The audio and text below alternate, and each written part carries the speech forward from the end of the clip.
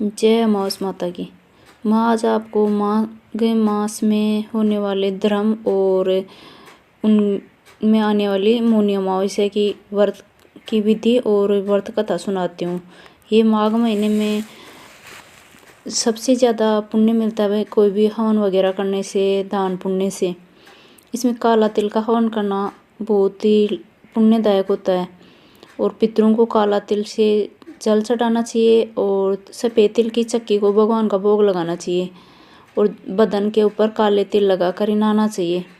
काले तिल के अंदर गुड़ मिलाकर और लड्डू बनाकर ब्राह्मण और गरीबों में दान करना चाहिए। अमावस्या के दिन है काले तिल, सोना और अन्य दक्षिणा, कपड़ा ये सब लेकर और दान कर देना चाहिए, जिससे काफ़ी पुण्य मिलता है। इस अमावस्या को मौन रखते हैं, इसलिए इसे मौनी अमावस्या कहते हैं। सृष्टि के संचालन के लिए मनु का जन्म दिन भी इसी अमावस्या को हुआ था। अनेक प्राणी माघ मास में प्रतिदिन संगम में स्नान करते हैं। माघ मास का सबसे अधिक महत्वपूर्ण अमावस्या का पर्व है। इसे बहुत धूमधाम से मनाया जाता है और इसकी अब मैं कथा सुनाती हूँ आपको। ये कहानी मैं आपको मारवाड़ी जो राजस्थानी लैंग्वेज है उसी के अंदर सुना रही हूँ। एक साहूकार के 7 बेटा 7 बहुएं थी। एक बेटी थी। साहूकार के घर एक जोगी भिक्षा मांगना तो जोगी साहूकार की बहुएं भिक्षा देती तो ले ले तो, बेटी देती जद को नहीं ले तो, और कह तो बाई है तो सुहागनी पर बाई के भाग में दुआग लिखियो है। यह बात सुन सुनकर बाई सूखन पड़ गई। माँ पूछी कि बाई तू सुस्त क्यों रहे, सूख के क्यों जावे। बाई बोली कि एक जोगी भिक्षा लेना आवे जी को बोले बाई की चूनड़ी में भंग, बाई तो सुहागनी पण बाई के दुआग लिखियो है। यह बात सुनकर माँ बोली कि काल मैं सुनूंगी। माँ उठे ही पास में बैठ गई। जोगी भिक्षा लेना आयो, बाई भिक्षा देने लगी तो औरों बाई बात बोलियो। इतनी बात सुनकर माँ निकल कर आई और बोली कि जोगी एक तो मैं तने भिक्षा देवा, ऊपर से तू मारे ने गाली देवे। जद जोगी बोलियो कि मैं ताने गाली को नहीं देऊँ, सच्ची बात बोलूँ, इकर लिखियो है सोई कहूँ। जद माँ बोली कि थे यो बेरी कया है, सुहाग लिखियो या दुआग लिखियो, और यदि दुआग लिखियो है तो ये कया टले यो भी बता दो। जोगी बोले कि 7 समुद्र पार एक सोना दो बन रहे जी की अमावस का व्रत करे, अगर बा आकर आपको फल दे देवे तो इको जो दुआग लिखियो वो टल सके।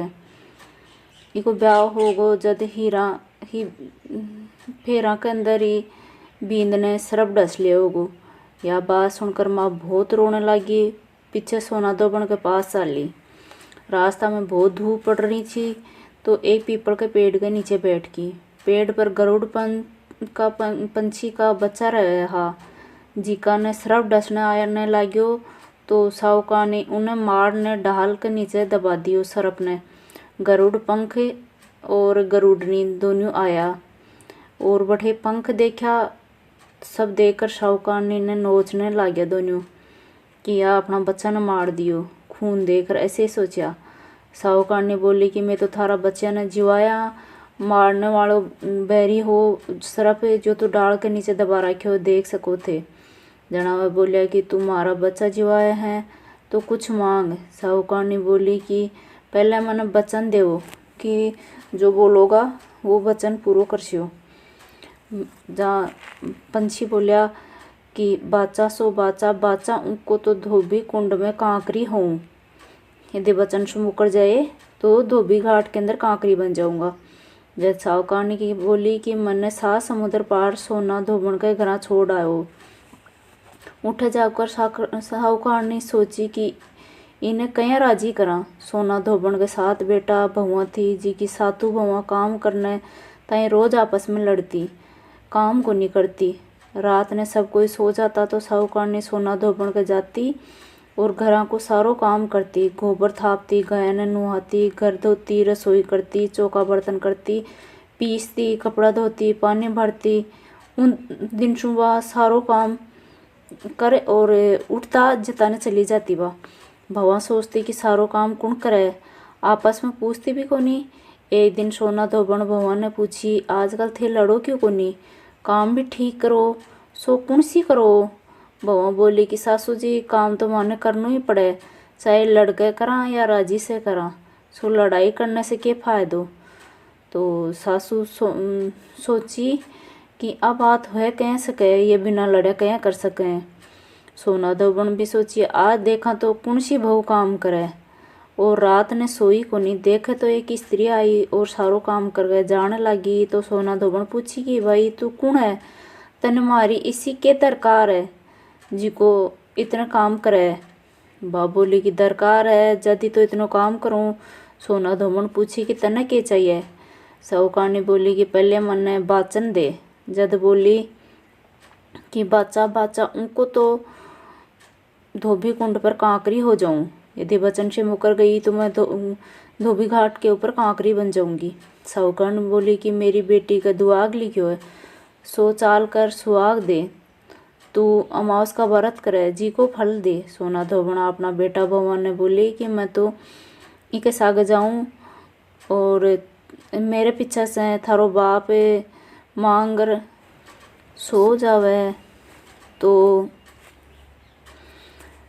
तेल घी के कूपा में ढाल कर छोड़ दियो। दोनों जनी साहूकारनी के घर आ गई। साहूकारनी को बेटी को ब्याह मंडगो, बींद फेरा में बैठ गो। सोना धोबन बींद के गोडा के सारे बैठ गई। काचो दूध और तांत का तार लेकर बैठ गई। थोड़ी देर में सांप बींद ने ढसने आयो। सोना धोबन कर वो आगे कर देकर तांत से बांध दियो, पर बींद डर के मारे मर गो। जना सोना धोबन टीका में से रोड़ी काटी, मांग में से हिंगुड़ू काटो, कोया में से काजल काटो, नुआ में से मेहंदी काटी और चिटली आंगड़ी को छिटो दियो और बोली कि आज तक जितनी मावस करी उनको फल तो साहूकार ई बींद न लाग्यो, जो साहूकार को जमाई है इन लाग्यो, आगे जो करूंगी वो मेरा धनी और बेटा ने लाग्यो। इतनों कहता ही बींद उठकर बैठ को सब कोई अमावस की जय बोलने लगा। सोना धोबन पाछी जाने लगी तो साहूकार ने बोले कि तू मेरा जवाई ने जीवन दान दियो है, सो कुछ मांग ले। बाप बोली कि मन तो कुछ भी होना चाहिए, खाली एक कूक सिलाव की हांडी दे दे। हांडी लेकर चाली। रास्ता में अमावस आई तो हांडी का 108 और 13 कपैया कर पीपल के नीचे कहानी कही और 108 रुपया लेकर 108 फेरी दे और सारा चक पहिया पीपल के नीचे गाड़ और घर आ गई।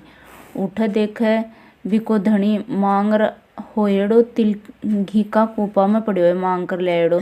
जद टीका में से रोड़ी काटे, मांग में से हिंगड़ू काटो, कोया में से काजल काटो, नुआ में से मेहंदी काट कर चिटलियाँ आंगड़ी को छिटो दियो और बोले कि जो रात अमावस्या करी उनको फड़े मेरा धनी ला लाग्यो। इतनो कहता ही धनी उठकर बैठ को घर को जोशी आयो और बोलियो जजमान अमावस को करेड़ो दे देओ। सोना धोबन बोली कि अमावस रास्ता में आई थी, सो मैं तो कुछ भी को नहीं करो, जो करो है पीपल के नीचे ही गाड़ दियो।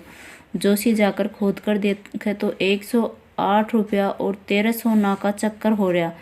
जोशी जल्दी जल्दी सारा घरान ले आयो और कहो कि जजमान इसी फेरी करिए और मैंने कह दियो कि कुछ भी को नहीं करी।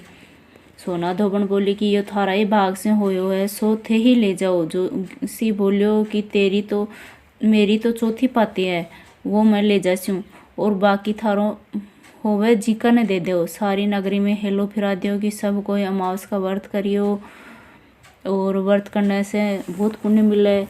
जय हो अमावस्या माता की। जिसो साहूकार की बेटी को सुहाग दियो, जिसो सब ने दियो, कहता ने सुनता ने हुंकारा भरता ने अपना सारा परिवार ने दियो। एक बाद में विंदाई जी कहानी भी कह लेनी चाहिए। तो मेरा चैनल पर विंदाई जी की कहानी भी है, तो वह भी थे सुन सको और अन्य कोई कहानी सुन पूछाओ तो थे गणेश जी की और भी कोई कहानी सुन सको।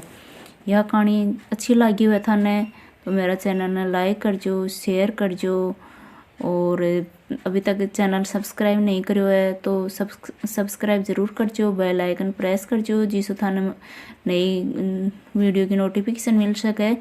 और वीडियो देखवा की खातिर थाने घणो घणो चे दिल से धन्यवाद।